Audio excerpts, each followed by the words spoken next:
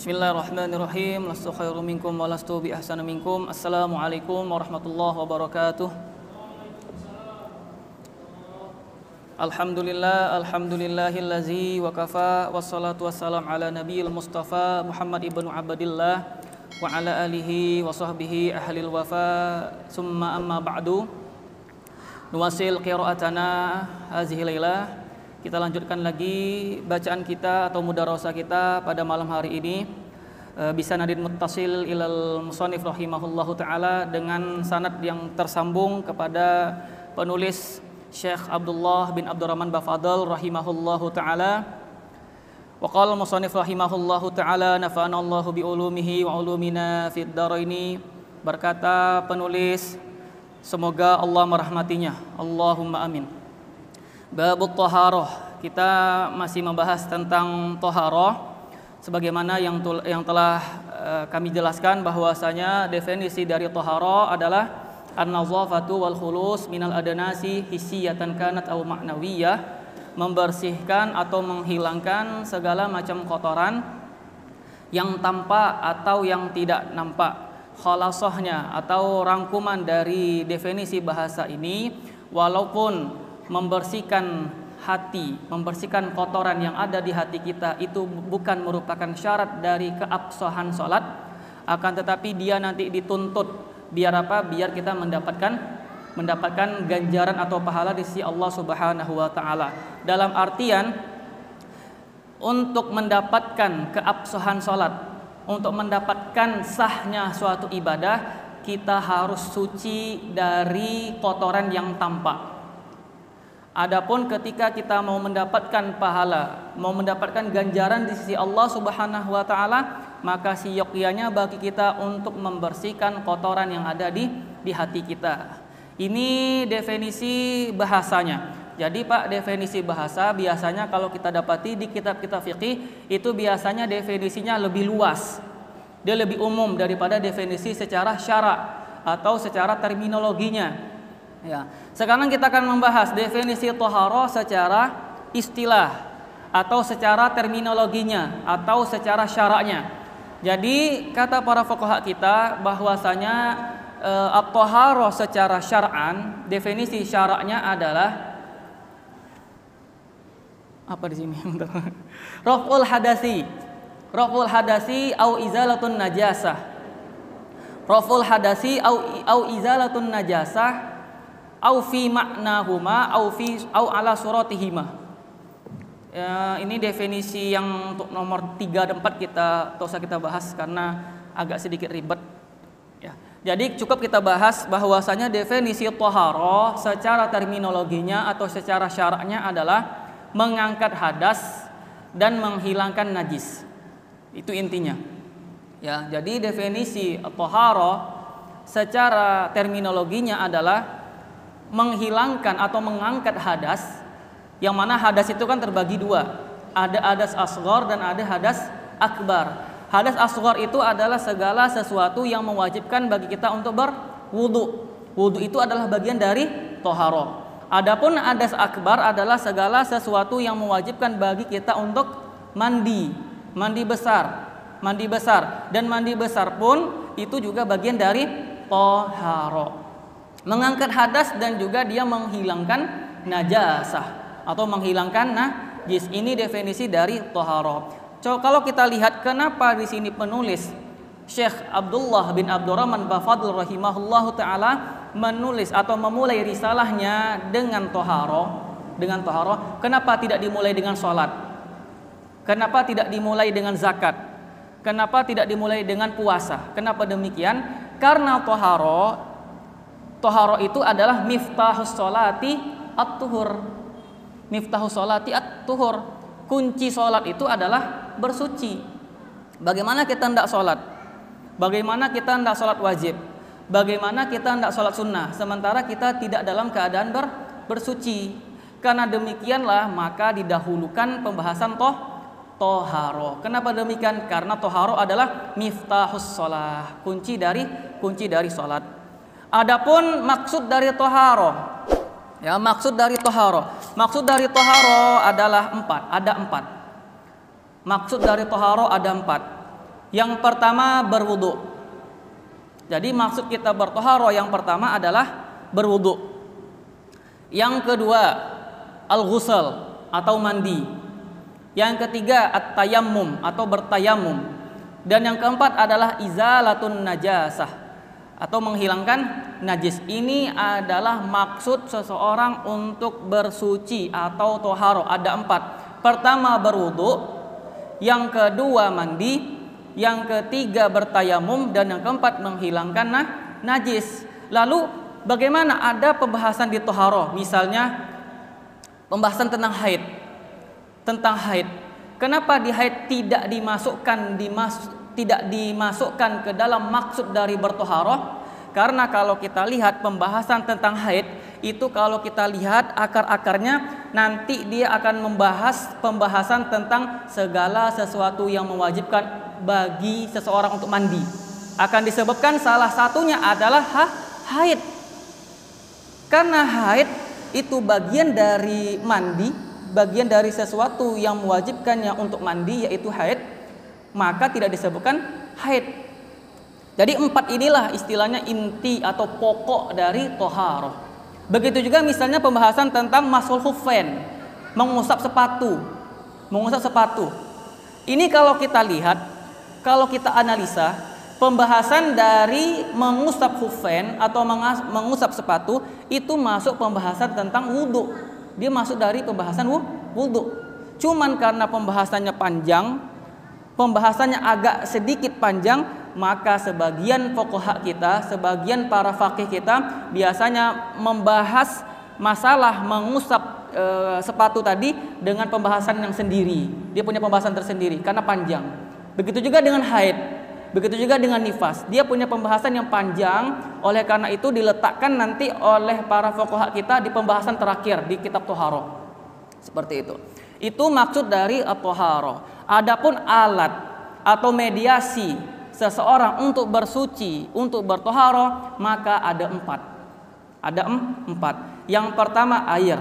Alat yang digunakan atau mediasi yang digunakan seseorang untuk bersuci ada 4. Yang pertama alma atau air.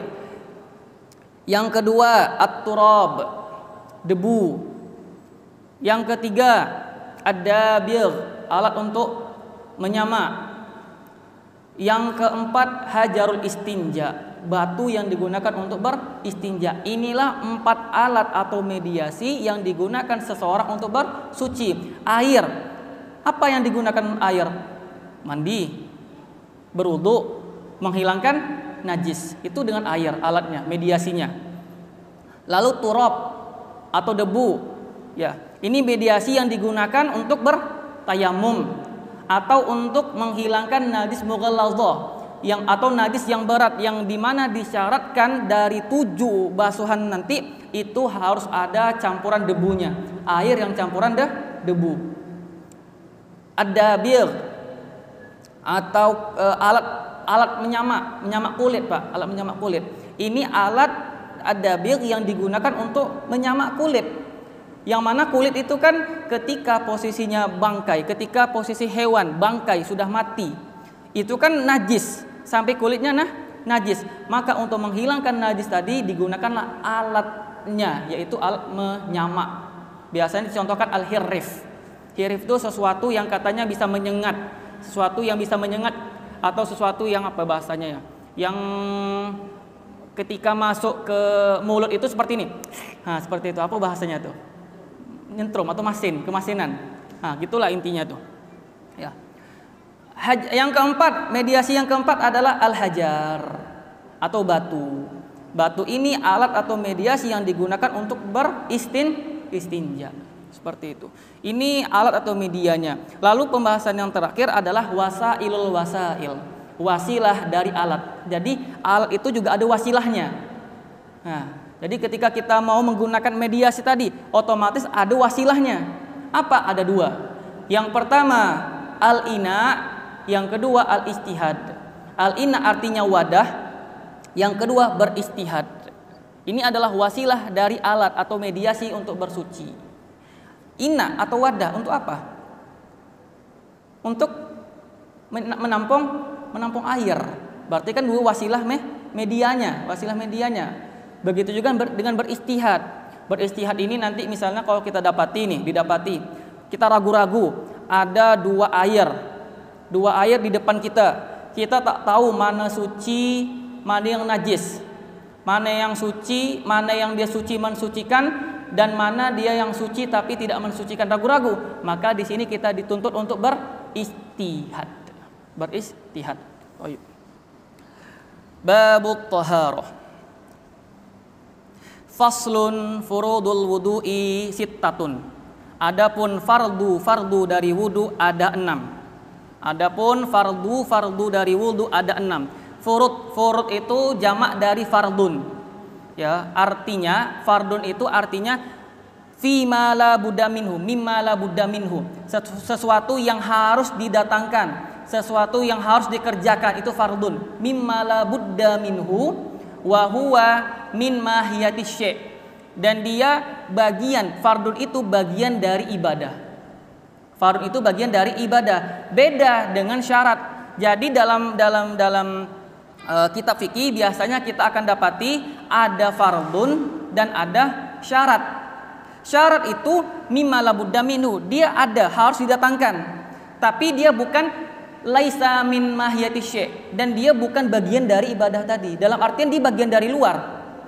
Rukun bagian dari dalam, fardun bagian dari dalam, sementara syarat bagian dari luar. Misalnya bagaimana contohnya? Contohnya ketika kita katakan fardul wudu ada 6. Yang pertama niat. Niat itu bagian dari dalam ibadah. Ketika kita mengatakan bahwasanya fardul wudu itu adalah membasuh wajah, berarti membasuh wajah ini bagian dari wudu, bagian dari dalam. Beda sama syarat. Dia harus didatangkan, tetapi di bagian dari luar. Contohnya seperti apa? Contoh dari syarat sahnya berwudu. Misalnya apa? Misalnya harus orangnya Islam. Itu bagian dari luar, bukan bagian dari wudu. Islam itu dia bagian dari luar ibadah tadi. Begitu juga misalnya apa? Misalnya tamyiz, orang telah dikatakan tamyiz. Itu bukan bagian dari mahiyatus syai', tapi dia bagian dari luar. Nah, di sini penulis menggunakan ibaratnya dengan perkataan furud. Ini sama saja kalau kita nanti bahas di sholat, akan kita dapati bukan furud tapi arkan, betul enggak? Arkan, rukun sholat. Ya kan? Kalau wudu, furudul wudu. Sama saja artinya, furud, rukun itu sama aja. Artinya ya bisa sah kita katakan rukun dan sah kita katakan fardun. Misalnya kalau kita mau mengatakan fardus sholat atau furudus sholat, sahih, betul. Kalau kita mengatakan arkanul wudu juga sahih. Biasanya kalau dalam kitab-kitab fikih yang di sekolah-sekolah itu biasanya menggunakan rukun, ya kan? Jarang menggunakan kata furud. Tapi gini istimewanya nih, bagusnya. Walaupun ada kesamaan, tapi kalau kita lihat dari sisi yang lainnya, furud sama arkan itu berbeda. Dia berbeda makna. Ada beda mana, sedikit bedanya. Apa bedanya? Kalau furud, intinya kalau furud itu boleh dipisah-pisahkan, sementara rukun itu dia satu kesatuan, dalam artian tidak boleh dipisahkan. Contohnya bagaimana? Contohnya ketika kita mengatakan bahwasanya fardu dari wudu itu ada niat, ada membasuh wajah, ada membasuh tangan. Maka kalau seandainya kita pisahkan di masjid jami ini, di tempat wudhunya masjid jami kita membasuh muka, lalu kita ditelepon sama konco kita untuk datang ke masjid raya. Kita belum selesai.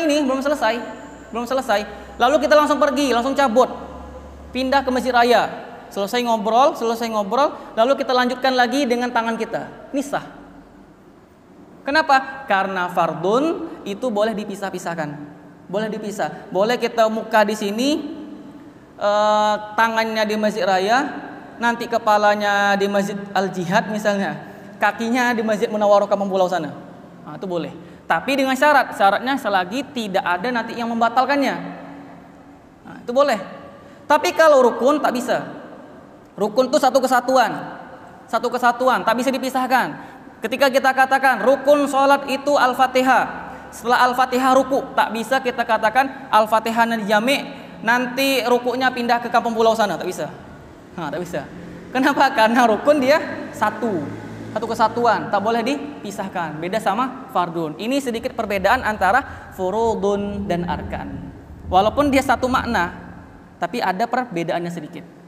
Faslun furudul wudu'i sittatun. Adapun fardul wudu ada 6. Cuman ada 6. Menurut mazhab Syafi'i cuman ada 6. Tidak lebih daripada ini. Yang pertama al-awwalu an-niyah. Yang pertama adalah niat. Ya, ini sebenarnya kami mau menjelaskan tentang mabahisun niat, pembahasan niat yang dimana telah dikumpulkan oleh syair. Haqiqatun hukmun mahalun zaman kaifiyatun syartun wa maqsudun hasan. Akan tetapi karena waktu telah jam malam ya, nanti bisa dilihat di rekaman Sami ya, rekaman Sami, ketik aja nama saya, nanti buka pembahasan tentang apa Ustaz? Segala sesuatu tergantung dengan niat ya, tujuan tergantung dengan niat. Nah itu insya Allah nanti didapati panjang lebar pembahasan tentang niat. Itu nanti akan ada 7 pembahasan. Ada tentang hakikatnya, hakikoh niyah, hukmun niyah, mahallun niyah, zamanun niyah. Apa tadi? Hakikatun hukmun zaman, kaifiyah niyah, bagaimana cara berniat, syartun niyah, wa maksud dari niat. Ada 7. Tapi nanti karena waktu sudah tidak memungkinkan, silakan buka YouTube saja. Ya. Al-awwal an-niyah. Nah, tapi di sini kita akan menjelaskan apa definisi dari niat. Karena kalau kita tidak tahu definisi dari niat, nanti kita akan mudah menyalahkan orang. Jadi kita harus tahu dulu niat itu apa. Dan di sini di mazhab Syafi'i menjadikan niat di fardun, bukan di syarat. Nah, nanti konsekuensinya akan kita jelaskan di definisinya. Ya, an-niat secara bahasa niat itu adalah al-azmu, azamnya seseorang secara bahasa. Ya, jadi niat secara bahasa artinya azam. Adapun niat secara definisi secara syaraknya adalah qasdu syai'in muqtarinan bi fi'li. Qasdu syai'in muqtarinan bi fi'li, menyengajakan sesuatu muqtarinan bi fi'li, yang dari mana harus dibarengkan dengan perbuatan tadi. Itu harus kita garis bawahi muqtarinan, harus digarisbawahi muqtarinannya, ya. Jadi namanya niat menyengajakan sesuatu tapi harus dibarengkan dengan perbuatannya, dengan amalannya. Misalnya ketika kita mau sholat, tak bisa kita cuman berniat ketika di rumah. Ketika rumah kita niat, lalu ketika masuk masjid, ketika mau takbiratul ihram tidak berniat lagi, tak bisa. Karena menurut mazhab Syafi'i itu namanya azam. Jadi kalau ada niat sebelum perbuatan, ada niat sebelum ibadah, itu namanya azam, bukan niat. Adapun niat itu ketika kita mau berdiri nih, ketika kita mau sholat berdiri, mengucapkan takbiratul ihram, Allahu Akbar, disitulah baru kita mengambil niat. Ini menurut mazhab Syafi'i. Ya, jadi harus dibarengkan dengan perbuatan tadi. Ketika pertama kali sholat itu adalah takbiratul ihram, maka disitulah kita harus mengambil niatnya. Dan begitu juga dalam wudu, dalam masalah wudu. Kapan mau diambil niat? Yaitu ketika kita membasuh wajah kita ini. Nah, disinilah baru mulai kita mengambil niat. Nah, dari definisi inilah kita bisa mengambil kesimpulan bahwasanya niat itu bagian dari fardun, bagian dari rukun. Kenapa demikian? Sebagaimana yang telah kami jelaskan bahwasanya yang namanya fardun, yang namanya rukun harus masuk dalam ibadah. Dia bagian dari ibadah. Karena niat itu bagian dari ibadah, maka harus dibarengkan dengan perbuatannya. Beda halnya kalau ada orang mengatakan bahwasanya cukup kita berniat di rumah, cukup, tak perlu datang lagi niat ketika sampai di masjid. Itu berarti menandakan bahwasanya orang tadi berpendapat bahwasanya niat itu bagian dari luar, yaitu syarat. Syarat adalah bagian dari luar, bukan bagian dari dalam. An-niyatu qasdu syai'in muqtarinan bi fi'li wa mahallun niat, dan tempat niat itu bersarang di hati kita. Ya, ini ittifaq semuanya ya, bahwasanya niat itu berada di hati kita. Cuma nanti terjadi perselisihan di antara kaum muslimin. Nah, ketika mentalafuznya, gimana hukum melafazkan niat? Di sini menurut mazhab Syafi'i dan jumhur ulama sebagaimana yang kami nukilkan dari Syekh kami Syekh Labib Najib hafizahullahu taala, bahwasanya hukum melafazkan niat itu hukumnya mustahab, sunnah. Hukumnya sunnah. Ada dua dalil bisa kita ambil, ada dalil akli dan dalil nakli. Dalil akli yang pertama, kata para ulama kita, liusaidu alqalbu al-lisan. Lisan kita membantu hati kita. Lisan tadi medianya untuk memudahkan dalam berniat. Karena ada orang itu yang sebagian dia kena penyakit was-was. Dia mau takbiratul ihram, sholat, tiba-tiba ngulang lagi. Orang seperti ini itu hendaknya bagi dia untuk melafazkan niat. Biar apa? Biar memudahkan bagi dia untuk berniat. Itu dalil akalnya. Adapun dalil naklinya bisa kita kiaskan. Ya, ketika Nabi Muhammad SAW datang ke rumah istrinya, Ibunda Aisyah, mendapati tidak ada makanan di pagi hari. Apa kata Rasulullah? Ini so'im. Ini so'im, aku berpuasa. Ini niat. Melafazkan enggak? Melafazkan. Dikiaskan. Kalau di puasa saja bisa, apalagi di sholat, apalagi di wudu, apalagi di tayamum dan segala macamnya. Tapi tetap ibrohnya atau yang dilihat itu bagian dari hati. Karena niat itu adalah rukun qalbi. Jadi dalam artian ketika kita berniat nih, sholat zuhur, niat di dalam hatinya sudah zuhur, mantap sudah. Tapi ketika melafazkan asar, maka sholatnya sah. Kenapa? Karena yang dilihat itu adalah hatinya, niat yang di hati. Kebalikannya, sholatnya zuhur, yang dilafazkannya zuhur, tapi yang diniatkan dalam hati malah asar, maka sholatnya tidak sah. Kenapa demikian? Karena niat merupakan rukun dari qalbun atau hati. Seperti itu.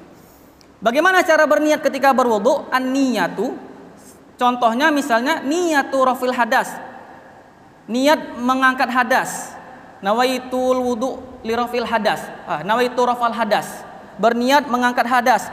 Awit toharo li sholat, atau toharo untuk sholat.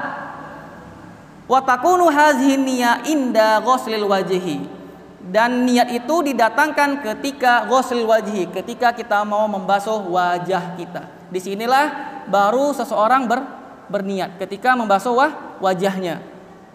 Asani ghuslul wajhi jami'ihi sya'ran wa basharan illa batinal lihyati al-kasifati wal 'aridaini al-kasifaini. Yang nomor dua, rukun yang nomor dua adalah membasuh wajah. Ghuslul wajhi, membasuh wajah semuanya. Wajah itu batasannya kalau panjang itu dari ubun-ubun ini, min manabiti sya'ri, dari awal tumbuhnya rambut yaitu ubun-ubun sampai ke sini nih, dagu terakhir nih. Ini batas panjangnya. Kalau lebarnya min watat al-uzun. Ini watat nih Pak, nih watat namanya nih dalam bahasa Arab. Min watat al-uzun ila watat al-uzun. Ini adalah lebar dari wajah. Jadi semua ini harus terkena air. Dari panjangnya sampai lebarnya harus kena air, tidak ada celah sedikit pun. Harus semuanya merata. Di sini disebutkan ghuslul wajhi jami. Semuanya harus dibasuh. Sya'aron wa basyaron, bulu-bulu atau kulit harus terkena air. Illa batinal lihyati al-kasifati wal 'aridaini al-kasifaini, kecuali jenggot yang tebal dan aridoin. Aridon itu bulu yang dia berada di pertengahan antara jenggot sama jambang. Ini aridon di sini nih. Jadi kalau seandainya didapati jenggot tadi sama arid kita, arid itu lebat, yang dimana dikatakan para fuqaha al-dobit dari lebat itu adalah ketika kita tidak bisa melihat warna kulitnya. Ketika berada di majelis takhattub, ketika dalam berbicara seperti ini, dalam keadaan normal, kita tak nampak lagi nih warna kulitnya. Ini dikatakan lebat. Dikatakanlah lebat. Jadi kalau lebat jenggotnya, lebat juga aritnya, maka tak perlu dibasuh sampai dalamnya. Tak perlu. Cukup yang dibasuh itu adalah bagian luarnya, zahirnya saja, bagian yang tampak saja. Adapun batinnya sampai ke kulitnya itu tak perlu dibasuh. Adapun semua bulu yang ada di sini, ya, Walaupun dia tebal, walaupun tebal sekalipun wajib dibasuh sampai ke basyarnya, sampai ke kulitnya. Ada masalah nih, ada masalah. Kalau seandainya ada seorang perempuan mempunyai jenggot tebal nih. Ini contoh ya, ini disebutkan di kitab fikih nih masalahnya. Perempuan mempunyai jenggot dan arit yang mana tebal, lebat, sehingga ketika berbicara sama dia tuh tak nampak nih basyarahnya, warna kulit tak nampak. Ini bagaimana hukumnya nih? Apakah dibasuh sampai ke batinnya atau bagaimana? Kata para fuqaha kita, wajib bagi perempuan tadi yang memiliki jenggot yang tebal untuk dibasuh bahkan sampai ke batinnya, sampai ke kulitnya. Kenapa demikian? Karena kaidah mengatakan an-nadir la hukma lahu. Segala sesuatu yang jarang itu tak bisa dihukumi, jarang dihukumi. Karena jarang kan di dunia ini perempuan berjenggot itu kan jarang, maka tak ada hukumnya. Hukumnya kembali ke asalnya, yaitu perempuan tak berjenggot. Nah, seperti itu. Ini disebutkan di kitab-kitab fikih. Kalau seperti itu, tapi kalau seandainya ada pun perempuan berjenggot, itu diharuskan baginya untuk memotong jenggotnya, diharuskan. Wasalis yang nomor 3, adapun fardun yang nomor 3 adalah ghuslul yadaini ma'al mirfaqaini, membasuh kedua tangan sampai ke sikunya. Ya, ghusl yad, membasuh kedua tangan. Tangan itu kalau kita merujuk kepada definisi bahasa, itu artinya dari ujung jari sampai ke ketiak. Ini kalau kita mengikuti merujuk definisi tangan secara bahasa. Adapun definisi tangan menurut berwudu itu dari ujung jari ini sampai ke siku. Adapun definisi tangan menurut hadus sariqah, menurut hukuman bagi orang mencuri, sampai mana, Pak? Kalau kita ikuti tangan itu definisinya dari ini, ujung ini sampai ke ketiaknya, berarti orang mencuri wajib dipotong sampai ketiaknya. Betul enggak? Tapi tidak demikian. Jadi tangan definisi tangan kalau mencuri itu dari ujung ini sampai ke pergelangan. Nah, pergelangan. Karena kita lagi membahas wudu, maka yang wajib dibasuh dari ujung jari ini sampai ke sikunya. Nomor 3. Adapun nomor 4, ar-rabi' mashu syai'in min basyaratir ra'si au sya'rihi walau ba'di sya'rihi. Jadi yang nomor 4, mashu, mengusap sesuatu dari kulit kepala atau rambut kepala walau ba'di sya'rihi, walaupun sebagian dari rambutnya. Dalam artian ketika kita mau mengusap kepala kita, ini tidak disyaratkan kita membasuh, tak disyaratkan. Cukup diusap seperti ini, cukup nih. Ya. Atau misalnya kita punya tangan basah, sedikit aja kita tempelkan segini nih, dikit aja, sebagian dari rambut kita, maka ini sudah sah. Atau misalnya kita punya sapu tangan atau tisu, kita basahkan, lalu tempelkan ke sini, ini sudah sah. Kenapa demikian? Karena untuk masalah mengusap kepala ini cuma disyaratkan mengusap sebagian. Kembali merujuk ke dalam firman Allah, wamsahu bi ru'usikum. Wamsahu bi ru'usikum. Al-ba di sini menurut fuqaha Asy-Syafi'iyah berpendapat bukan lil qul tapi litab'id. Tab'id itu artinya sebagian. Litab'id. Adapun yang mengartikan wamsahu bi ru'usikum al-ba-nya dengan lil qul berarti wajib diusap sampai semuanya ini. Ya. Bada'a bi muqaddam ra'sihi, sebagaimana di hadis, bada'a bi muqaddam ra'sihi hatta ila qafah summa raja'a ilal makanil ladzi bada'a minhu. Dimulai dari ubun-ubun sampai ke tengkuknya, lalu dikembalikan lagi ke depan. Ya, ini sebenarnya kalau dalam mazhab Syafi'i itu sunnah. Yang wajib itu cukup diusap rambut yang ada di kepala. Nomor 5, al-khamis ghuslu rijlaihi ma'al ka'baini. Yang nomor 5, membasuh kedua kaki bersamaan dengan mata kaki. Ya, ini nomor 5. Adapun nomor 6, as-sadis at-tartib. Nomor 6 adalah tertib. Yang nama tertib itu adalah mendahulukan anggota yang harus didahulukan daripada anggota lainnya. Ya. Kenapa wajib tertib? Yang pertama, berdasarkan perbuatan dari baginda Nabi, bahwasanya Nabi Muhammad SAW tidak pernah didapati wudhunya sembarangan. Tertib, keadaannya tertib. Ya. Bahkan nanti disebutkan man tawaddu'a nahwa wudu'i haza. Barang siapa yang berwudu seperti wuduku ini, dan wudu Nabi itu bagaimana? Tertib. Tak ada wudu Nabi itu yang tak tertib. Nah, ini pembahasan tentang furudul wudu, seperti itu. Mungkin hanya ini pembahasan kita pada malam hari ini. Insya Allah berkah ya, karena hujan. Insya Allah berkah. Astaghfirukum mini ila hadza. Kalau ada kesalahan itu datangnya dari saya sendiri, dan jikalau ada yang benar itu datangnya dari Allah Subhanahu wa taala. Akhirul kalam, wabillahi taufiq wal hidayah. Wassalamualaikum warahmatullahi wabarakatuh.